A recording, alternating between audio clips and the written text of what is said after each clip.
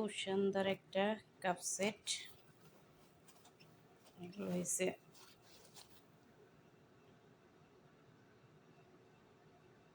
Cup, এগুলো তো চা খাওয়ার জন্য। এখানে শাহি বলে চাকে, আর এগুলো হয়েছে কফি খাওয়ার জন্য। এখানে যেটাকে বলে গাহুয়া, গাহুয়া খায় এই কাপে। আর এটা হয়েছে চিনি রাখার জন্য, চিনি, এই যেটা চিনি রাখার জন্য। 6টা পিরিচও আছে।